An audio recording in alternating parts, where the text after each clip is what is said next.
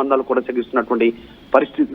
కేవలం మన దేశంలో ఒక చిన్న నియోజకవర్గం, ఒక చిన్న జిల్లా లాంటి దేశాలతో కూడా భారత్ సత్సంబంధాలు కొనసాగిస్తుందంటే దౌత్యపరంగా భారత్ అంత స్ట్రాంగ్ గా ఉంది అనేటువంటిది అమెరికా గుర్తించడంతో, దానికి తోడు పొటెన్షియల్ జనాభా పరంగా పొటెన్షియల్ 140 కోట్లకు పైగా వినియోగదారులు ఉన్నటువంటి భారత్ అమెరికా తిరస్కరించిన ట్రేడ్ డీల్ తో ఇలా పన్నుల రూపంలో ఇంకా ఎక్కువ రూపంలో మనల్ని ఇబ్బంది పెట్టాలనే ప్రయత్నం చేసిన ఇతర దేశాలతో సత్సంబంధాలతో మనం ఆ వ్యాపారాన్ని నెరపగలిగేటువంటి శక్తి సామర్థ్యాలు భారత్కు ఉన్నాయి ఈ రోజు దౌత్యపరంగా. కాబట్టి కాస్త తగ్గినట్టుగా కనిపిస్తా ఉంది.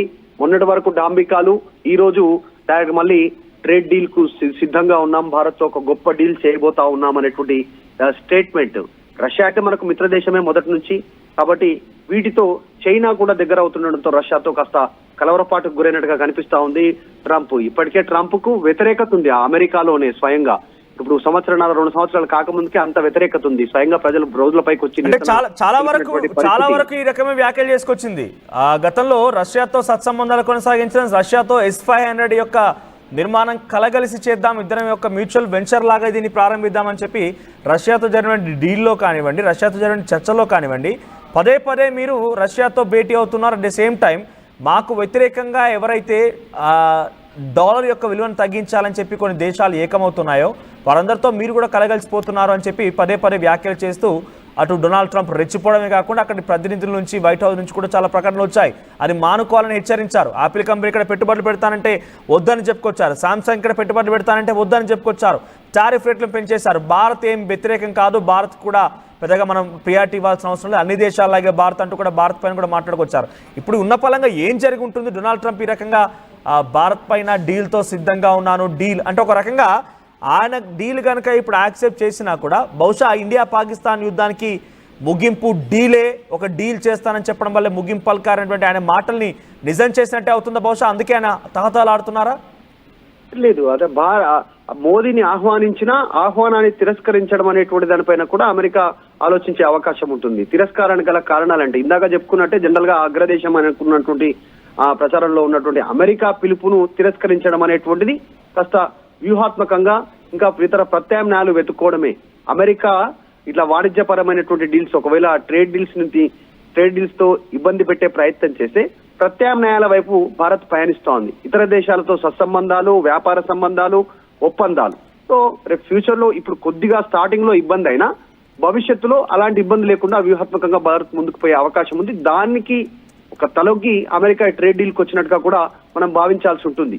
దాంతో పాటు పదే పదే POK అంశంలో, మొన్న జరిగినటువంటి ఆపరేషన్ సింధూర్ విషయంలో ఇన్వాల్వ్ అయ్యే ప్రయత్నం, బలవంతంగా సొంతంగా ఇన్వాల్వ్ అయ్యే ప్రయత్నం అమెరికా చేసింది. భారత్ ఆహ్వానించలేదనేటువంటిది క్లారిటీ ఇచ్చారు. మొన్న ప్రధాని మోదీ కూడా క్లారిటీ ఇచ్చారు. భారత్ పాకిస్తాన్ మధ్యలో ఉన్న ఉద్రిక్తతల్లో ఎవరి ఇన్వాల్వ్మెంట్ లేదనేటువంటిది ప్రధాని హోదాలో కూడా చెప్పారు. అంతకుముందుకు రక్షణ శాఖ, అంతకుముందుకు విదేశాంగ శాఖ మంత్రి జైశంకర్, ఇలా ప్రతి ఒక్కరు క్లారిటీ ఇస్తున్నా పదే పదే చెప్పడానికి గల కారణం ఏంటంటే ఆధిపత్యం కోసం అమెరికా చేస్తున్నటువంటి ప్రయత్నం, దాన్ని భారత్ అడ్డుకుంటుంది ఏకపక్షంగా, ఒకే సింగిల్ లైన్ తో. కాబట్టి ఇక భారత్ తో ట్రేడ్ డీల్ తో దగ్గర అవ్వాలనేటువంటి ఆలోచన అమెరికా చేస్తున్నట్టుగా కనిపిస్తా ఉంది. ఎందుకంటే ఇప్పటికే చైనాతో ఇబ్బందికర పరిస్థితి అమెరికాకు, రష్యాతో శత్రువు దేశంగానే చూస్తా ఉన్నటువంటి పరిస్థితి. ఇప్పుడు ఇరాక్ గాని, ఇరాన్ గాని, ఇంకా కొన్ని దేశాలతో సత్సంబంధాలు లేవు అమెరికాకి.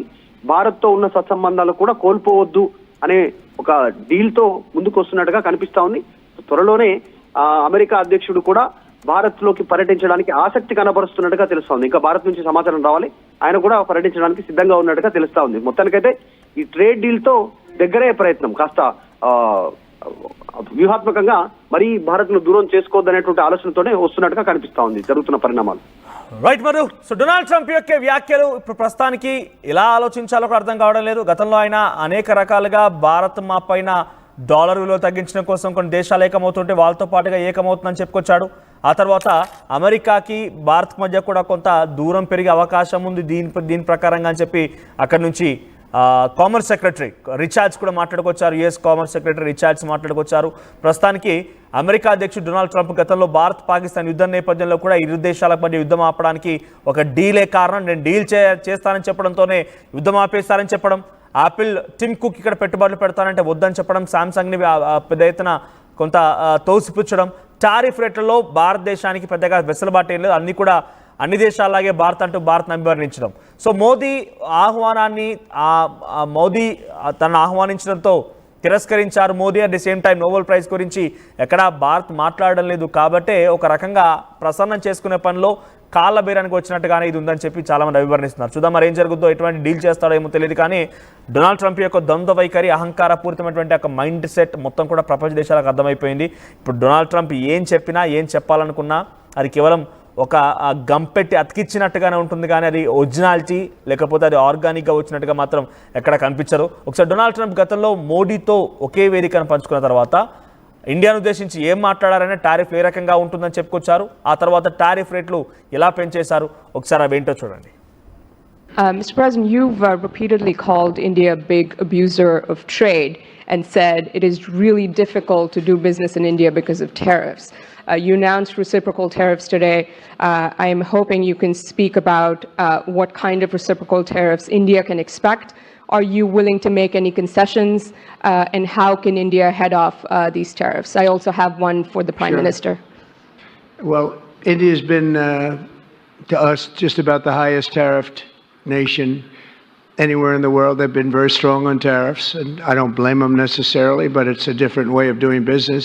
It's very hard to sell into India because they have trade barriers, very strong tariffs. We are right now a reciprocal nation. We are going to, if it's India or if it's somebody else with low tariffs, we're going to have the same. We're going to have whatever India charges, we're charging them. Whatever another country charges, we're charging them. So it's called reciprocal, which I think is a very fair way. We didn't have that. I was going to do that in my other term, and we had the greatest economy ever in the world. There's never been an economy like we had, and then we got hit with COVID. We had to focus on that, and I wasn't really in the mood to be putting it on Italy and Spain and France and India, frankly, and a lot of other countries, because the world was very troubled until we got rid of that nightmare. But we had the strongest economy anywhere in the world during that fairly long period of time during my first term, as you know, and we didn't do the tariffs.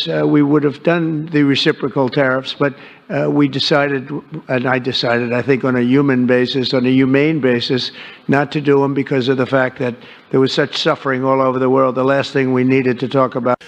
46%, we're charging them 24%. India, very, very tough, very, very tough.